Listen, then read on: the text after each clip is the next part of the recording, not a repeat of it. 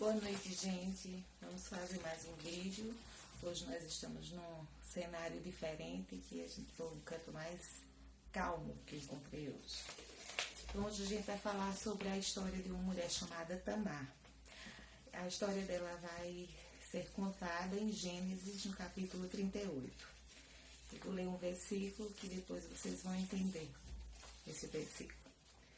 Em Gênesis 38:11 fala: Então disse Judá a Tamar, sua nora: Fica-te viúva na casa do teu pai, até que Selá, meu filho, seja grande. Porquanto disse, para que porventura não morra também este como seus irmãos. Assim foi Tamar e ficou-se na casa do seu pai. Judá, ele, junto com seus irmãos, vendeu, o seu outro irmão, o José, vendeu como escravo, e por ciúmes do amor do pai por José, por inveja, enfim. E quando eles voltaram para casa, ele e seus irmãos foram contar ao pai que José tinha sido morto porque foi atacado por um animal. E ali uma tristeza tomou o coração de Israel, e também eles começaram a sentir uma espécie de peso na consciência, e cada um se entristeceu, nada voltou a ser como era. A paz saiu do coração, O peso do pecado começou a ser sentido por eles. E Judá, então, avisa ao pai que vai embora. E Judá vai embora da tribo deles, da povo, da aldeia, enfim, do local que eles viviam, e casa-se com uma filha de um cananeu. Então Judá já começa com vários erros aí. Judá, ele conspirou junto com seus irmãos contra seu irmão José. Judá, ele mentiu para o seu pai, dizendo ao pai que o irmão tinha sido morto por um animal, só que eles tinham vendido o irmão como escravo. E posteriormente José foi honrado por Deus e virou governador do Egito. E Judá, ele quebrou a tradição casando-se com uma mulher que não era do seu povo. E daí ele teve 3 filhos, Onã e Selá. Casa-se com Tamar. E Onã são 2 homens muito maus, muito perversos, e não, aos olhos de Deus eles não são pessoas boas, um caráter duvidoso. Então Deus, vendo a maldade no coração de tira-lhe a vida. Então Judá diz a Tamar que ela vai casar-se com Onã. E naquele tempo tinha até uma lei chamada o levirato, que era uma lei onde a esposa do irmão, quando ele falecesse, poderia casar-se com outro irmão. E Tamar, sem questionar nada, sempre obedecendo, casou-se com Onã. Onã também igualmente perverso. Onã viu que passaria a ser o primogênito, e Judá já tinha várias posses nesse período, e Onã disse que não queria ter herdeiros, mas não falou para o pai. Simplesmente na hora do ato sexual ele jogava o sêmen fora para que Tamar não viesse a engravidar. E Tamar, calada, sofrendo sozinha, porque uma mulher que não tinha filhos naquela época era uma mulher amaldiçoada, era uma mulher desprezada, porque não haveria descendência se ela não tivesse filhos, sofrendo tudo isso calada. Deus, vendo a maldade no coração de Onã também, tirou a vida de Onã. Então Judá chegou para Tamar e disse para que ela continuasse viúva, voltasse para a casa dos seus pais e ali esperasse que Selá chegasse a virar adulto, a virar um homem para casar-se com ele.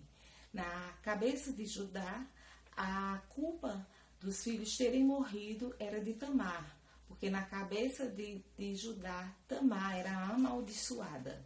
Ou então, ele desconfiava que Tamar poderia ter matado os seus filhos. Então, na verdade, ele não tinha o intuito de dar Selá para ser o esposo de Tamar. Ele queria apenas livrar-se dela, mas fazendo com que ela não casasse com ninguém, deixando ela totalmente dependente daquele compromisso, daquela promessa, né? Comprometendo toda a vida, o futuro de Tamar, para que ela até pudesse ser uma mulher desprezível por não gerar filhos jamais. Então passou-se algum tempo e a esposa de Judá veio a falecer. Muito tempo depois do luto de Judá, ele foi fazer uma viagem a uma cidade chamada Timnat. E nessa viagem ele ia tosquear ovelhas. E a viagem de Judá chegou aos ouvidos de Tamar. Né? Chegaram aos ouvidos de Tamar que o sogro dela estava indo para Timnat. Então ela tirou as vestes de viúva, vestiu-se com roupas coloridas, colocou um véu no rosto para que ninguém a reconhecesse e foi esperar Judá na estrada. E Judá, ao passar, na hora que viu, aquela mulher não a reconheceu, pelo tempo que tinha visto e também pelas roupas e pelo véu no rosto. Ele já disse que ela era uma prostituta e disse que queria deitar-se com ela. Ela perguntou o que ele daria em troca para deitar-se com ele. E ele disse que daria um cabrito para ela. Ela então pediu um penhor como garantia de que receberia esse cabrito. E ele disse, o que é que tu queres como penhor? E ela disse, eu quero o teu selo. O selo, naquela época, era realmente um selo ou uma pedra que caracterizava uma identidade. É como se fosse um documento pessoal da tribo, da pessoa que ela pertencia. E ela disse que além do selo, queria o lenço dele e o cajado. E assim Judá deu. E deitando-se com ela, depois foi procurá-la para os servos darem um cabrito e ela desapareceu com os seus pertences. E ele mandou que os servos procurassem por vários lugares e não foi encontrada esta mulher. Então, para que ele não passasse como uma piada de que tinha dormido com uma mulher que ninguém tinha visto, praticamente essa prostituta não tinha existido ali por perto, então ele deixou para lá. E foi embora, voltou para casa, sem esses pertences. 3 meses após, ele ficou sabendo que Tamar havia adulterado e estava grávida. Ele mandou seus servos, seus homens, ir buscar Tamar, porque queria queimá-la viva. E ali, quando Tamar chegou diante dele, disse que o homem com quem ela tinha se deitado era o dono dos pertences que estavam com ela. E quando ela mostrou para ele, ele ficou pasmo, ficou envergonhado e disse que ela era mais justa do que ele, porque ele havia feito uma promessa para ela que daria o seu filho, né, para que ela desposasse e não ter cumprido, e ela tinha feito algo num ato desesperado para que a sua descendência continuasse, né? E Deus foi honrando aquela mulher, foi observando, foi conhecendo pelo coração, o que tinha no coração dela, todas as dores que ela tinha sentido, todo o sofrimento que ela tinha passado.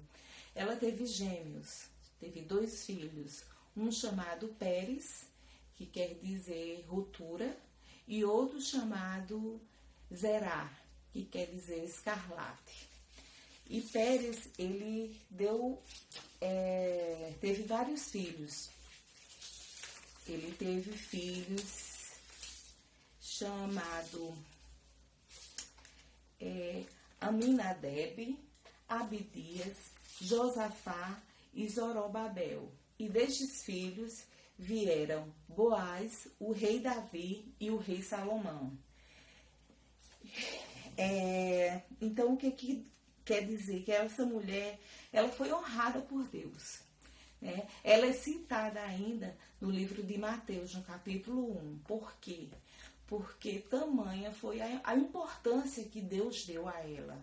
Uma mulher que do nada entrou numa família totalmente desequilibrada, no pecado, que foi enraizada no pecado, nos erros, na maldade,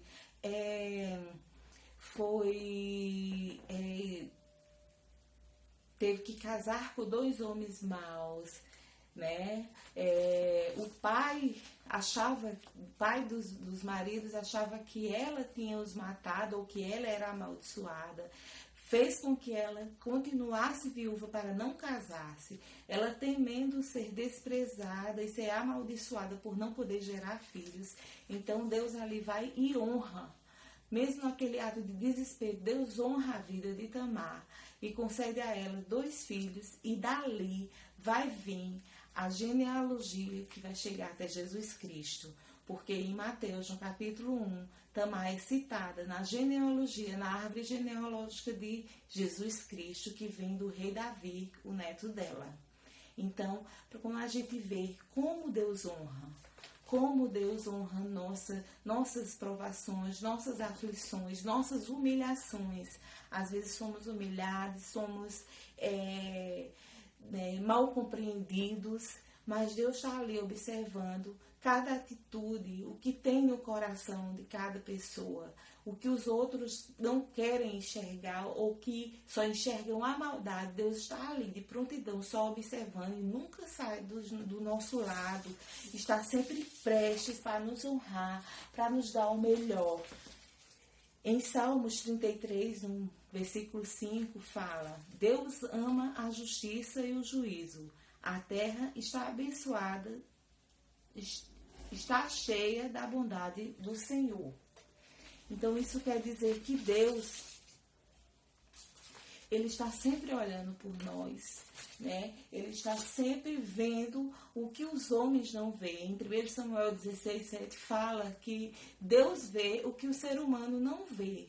Porque o ser humano vê o exterior, mas Deus vê o tem no coração de cada pessoa. E Deus viu ali o que tinha no coração de Tamar, viu todo o sofrimento de uma vida sofrida calada, e Ele foi e honrou. Olha que honra você fazer parte da descendência de Jesus Cristo, do Salvador, daquele que é o único caminho, que é a verdade e a vida. Foi uma honra tremenda que Deus deu a essa mulher. Assim como ela, tem tantas outras que às vezes passam despercebidas pela gente, por nossa leitura da Bíblia, mas que tem uma importância tremenda, principalmente para Deus, que dá a honra àquele que merece. Então, que essa palavra possa ser edificação, que possa ser consolo, alento para a tua vida, que você possa ver que sim, Deus olha por ti, Deus não esquece de ti jamais. Ele está observando os teus passos, Ele está vendo o teu sofrimento, e na hora certa você vai ser honrado. Porque se Deus promete, Deus cumpre. Deus é um Deus justo, Deus é um Deus de amor, e Deus é um Deus de honra. Ele honra a quem honra. E aquela mulher sofreu calada, nunca desobedeceu ao sogro, nem a família do sogro. Fez tudo como queria, mesmo sofrendo aquela amargura, de um coração apertado, sabendo que aquilo poderia custar a sua vida, custar a humilhação de toda uma vida, de todo um desprezo. Mas ela foi obediente, e Deus viu o coração de Tamar. E que assim possamos ser cada um de nós, e possamos ter um coração puro e obediente a Deus, porque Ele honra. Que Deus abençoe a cada um de vocês. Boa noite.